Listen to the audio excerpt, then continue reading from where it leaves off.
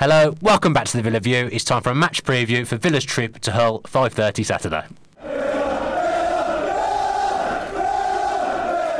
So the Villa travelling up to Hull, Dan, for Saturday tea time kick-off. It's a weird one for Villa at the moment, isn't it? Because, you know, we've come off two games where we should have won, probably. Well, on paper you'd think we'd won, but the Championship doesn't work like that. Absolutely.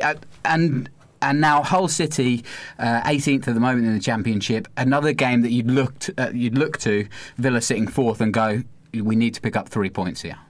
Well, it's uncharted territory for us this season, really, because the last time we've lost two in a row was back in August. So I don't really feel like we've been in this situation for a long time because we haven't. So it'll turn into a tough game, I'm sure. But making it 3 defeats in a row would be absolutely unthinkable, or even 3 games without a win. So we've got to go there and get the 3 points. I mean, Hull are coming off the back of a defeat to what is a poor Birmingham City side, and it wasn't just a defeat. They got battered 3-0, really. So their confidence won't be exactly stellar coming off the back of that game. We've got a few old boys who will come on to going back to Hull. I'd expect us to win, but you just never know now. I say I expect us to win every week, and it seems like we have won most weeks, but it'll be a difficult day, I'm sure. Yeah, we've had the advantage of having the international break in between those two defeats, so it kind of feels like there's a bit of a right. That was the end of that. Yeah, we lost those 2 games. Now this is the last push. You know, we've got 8 games left, and you've got to go for it. Yeah, I think that's right. What you've said there, I'd say the international break, it kind of draws a line under the 2 defeats, and like you say, you feel like you're starting afresh because you've had a couple of weeks without a game. A few of the players will have been on holiday, a few have been away on international break, so perhaps the change of scenery will have just done some of them good, get their heads together, come back, haven't seen each other for a while, get the camaraderie back up in training, get the sharpness back. So hopefully it'll all fall into place with us, and we'll get the 3 points. I think we'll go there and win. If predictions will do at the end, I'm going to predict us to win the game, but I don't think this is one of those games that I have down as probably not being pretty, which I don't know whether it suits us at this stage or not. What do you mean by not being pretty? You just think we're going to grind out a victory? Well, Hull aren't going to be coming there and playing expansive football. They're coming off the back of a relatively heavy defeat. They're in a dogfight now. Hull, there's a chance they'll drop down and have the double relegation like Sunderland. So it's one of those ones like Bolton where they need the points. Arguably, they need the points more than we do. Because if you look, we've got the table up in front of us. Here, they're 6 points off the bottom 3. It's not unfeasible the Blues in the bottom 3 will win again. So if they don't win, they're suddenly then only 3 points off the bottom 3. So it's either a chance for them to keep themselves away from being even closer to that drop zone. So yeah, they'll need to get something, Hull. Arguably, as I say, that they've got more need for the 3 points than we have. Not only, you mentioned camaraderie there, drawing a line under those earlier defeats, but we've also had a bit of time, and that means that Villa have been able to replenish the squad a little bit, get some players back who've been struggling with fitness. Alan Hutton, Twanzebe, a couple of others, Neil Taylor as well. You're also looking at players like Kodja and Andre Green who are returning to fitness, which is more positivity for the squad. Yeah. The fact that we can just draw on our first choice players again has got to be a bit of a boost for Bruce. Yeah, I mean, I thought Brie actually did okay at left back. I'd say he was one of our better performers against Bolton, but I don't see any way in which he starts the game on Saturday. I think it'll come too early for Green and for Kodja. You won't even see them in the 18.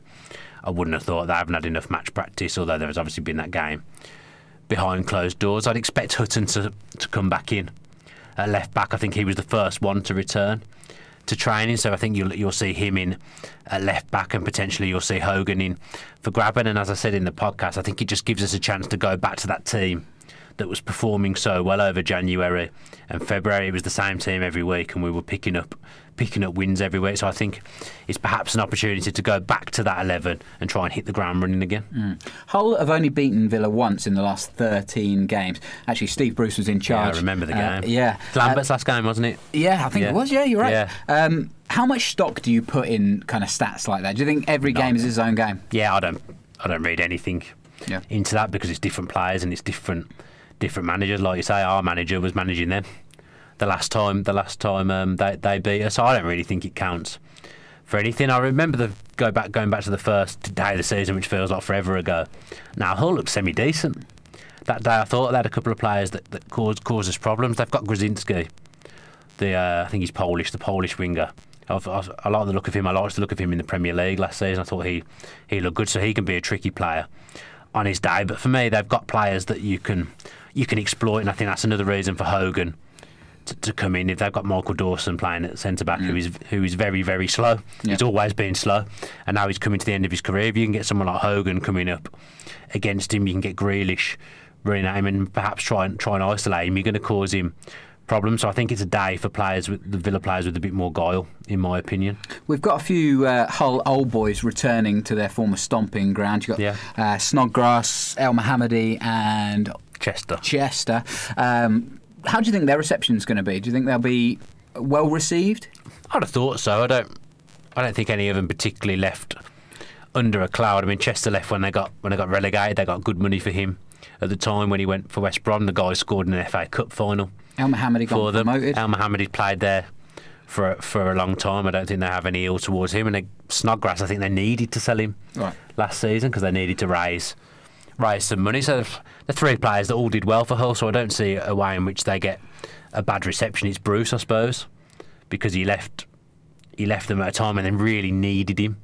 There was that at the time when they had that squad photo when they were away, and they had about 7 players, and they really needed him, and he left because he wasn't happy with what was going on behind the scenes. Which seems right, if you've only got 7 players. Hasn't Bruce got them up twice? Oh, or I imagine that. He's got them up once or twice. Don't know. Yeah, definitely once. Anyway, so he's got them promoted. So they've had some good times under him. They've been in the FA Cup final under his tutelage as well. So you'd think he'd get a decent reception, but I'm sure they'd much rather have him in charge than the manager they've got now, Nigel Adkins. That was a bit of a surprise appointment, if I'm being honest. Nigel Adkins' stock has completely dropped, hasn't it? Because when he got removed from Southampton for Pochettino, everyone was like, well, he's done an all right job. Obviously, Pochettino turned out to be a brilliant acquisition, but Adkins his stock has completely plummeted, really. I think he struggled at a couple of clubs. Yeah. Now Atkins, I can't put my finger on where he's been. I know he's been at Reading. There was another job I think he had as well where he just struggled and the fans didn't take to him for whatever reason. And you look at him getting that whole job. He's probably the only kind of manager that would take it because of their ownership issues and because of the fact they're struggling. So he might think this is his last chance at getting a job in the top 2 tiers. Yeah. Really, he won't want to make a mess of this. And they've been a real mixed bag since he's come in as well. One week they'll win, the next week they'll get hammered. So there's no consistency, but he could point to the fact they're not really his players. He's just coming in, trying to steady it and he's a safe pair of hands. I think that's what they've gone for there. Yeah, and his prerogative will be to keep them up and then build for next season and try and, like I say, kind of steadily build rather than shoot for the stars. I wouldn't think he'd be there next season, if I'm being honest. I think that's a purely short-term appointment, but I could be wrong. No, not in my opinion, he won't be there next season. Because he wouldn't want to be there. Surely if he keeps them up, they'll keep him. I don't know. I think they had higher expectations this season. I mean, to be fair, their first managerial appointment, the former Russia manager, I forget his name. They had him in at the start of the season, didn't they? And that was a bit of an appointment from nowhere. So they're really just bouncing from one thing to the other. Well, they've got no strategy, have they? No, I feel for them because we know what it's like having a bad owner, and their owner situation has been toxic with the whole name change, and they've lost a manager because of it as well, really, in Steve Bruce, who they liked. So I feel sorry for the whole fans, but eventually it'll come good again for them, and they'll get it all sorted out because it can't go on the way it is. Now, Abel Hernandez has been enjoying a bit of home form. He scored 6 in his last 4 at home. Is he a man that we should watch out for? And how do we deal with a player like Hernandez? I mean, Terry and Chester would have dealt with more tricky players. I'm surprised he's still there. Yeah, I think he's the kind of player you associate with being a top-level player. So to see him playing in the Championship is a surprise because he was having a good career out in Italy and he did okay at Hull in the Premier League when he first arrived. I mean, he's a player that's been linked with Villa on a number of occasions. Yeah. I don't know whether that's more to do with the Bruce links. Maybe he's a player that Bruce would like, but then even at the start of this season, what you're saying about how do we handle him? Well, Bruce should know. Yeah, his limitations. So you'd think Chester and Terry have come up against more difficult opponents than him.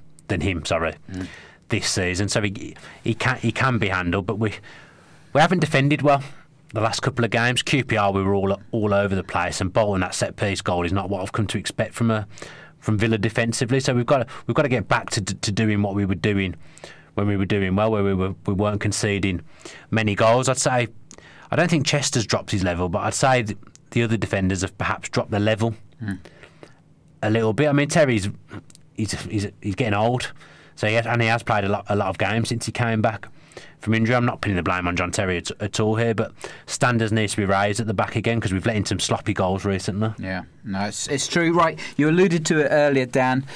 Who is your starting 11 for Villa this weekend?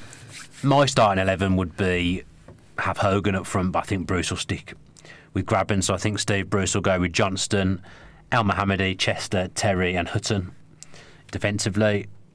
Anchorman, I think this game, Jednak's travelled, hasn't he? So I think it'll be Bjarnason. He played the Bolton game as well. So I think he'll go Bjarnason, then Snodgrass, Grealish, Horahan and Adoma, and I think it'll be Graben up front. Personally, I'd go for Hogan.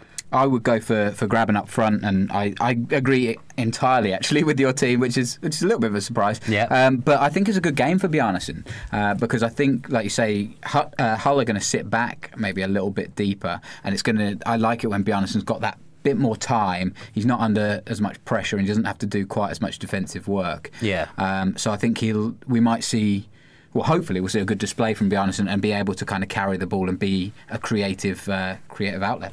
I've got to be honest, I thought he had a poor game against Bolton. I mean, the conditions were arctic, right? Really, to be fair to him and the rest of the players, but his passing was all over the place, I felt, in that Bolton game. So if he is the one to play, he'll have to work. His distribution will have to be a lot better. But we were sloppy all round the last two games, and standards have got to rise back up. Otherwise, quite a simple fact is we won't get promoted. And what's the score? What's your score?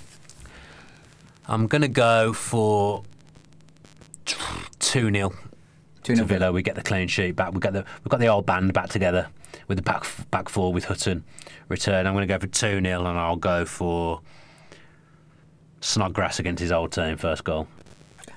Was that what you were going to do? I can't believe it. That's exactly what I was going to go. And the thing is, I didn't have any premeditated thoughts there. That's just come to me as I was saying. We had not talked about that. I'm going to go for 2-1 then. 2-1 Villa win. And I'm going to go for a Conor Horahan opener. Yeah. I think you're right. I think it might be quite a cagey game, and I think we'll go 2-0 up. They might get one back, and it'd be a little bit nervy towards the end. But I see Villa coming away from Hull with the 3 points, and that's very, very important. Well, fingers crossed. Let's hope so. And I think that's a wrap for the match preview. Do let us know your predictions in the comments below, and if you are part of the Villa View Fan Score League, then get your predictions in on there. I forgot for the Bolton game, so I'm now lagging behind. I believe Matt Lynch has overtaken me. He's had a couple of good weeks, so that's not what anyone wants to see when they log into their fan score. If you're not already subscribed to the Villa View with your post notifications on, then if you could do that and help the channel grow, that would be absolutely marvellous. I've forgotten what else you're supposed to say in an outro. Can you help me out? No. Comments. We've done comments, subscribe and likes. Give the video a big thumbs up as well if you have enjoyed this and you are enjoying the Villa Views content. We recorded the podcast in this booth earlier, so that was released before this match preview, so go back and check that out. That's an hour of me and Tom talking all things Villa, so tune into that if you fancy. Yeah, I think that's it, isn't it? Thank you very much for all your support. Apologies for if it's a bit of a ramble. Again, as I say, every time we're in this booth, it's been quite a long night, but we really, really appreciate you all tuning in. Hopefully we'll have 3 points to talk about for the Villa. If you are going, safe travels. Bring home those 3 points to your family and friends. Stick with the channel. Stick with the Villa. Up the Villa. Up the Villa. If you enjoyed that video, why not watch another? Click the video choices on screen now to go and watch them in full. Be sure to subscribe to the channel by clicking our logo there on the left. Easy peasy.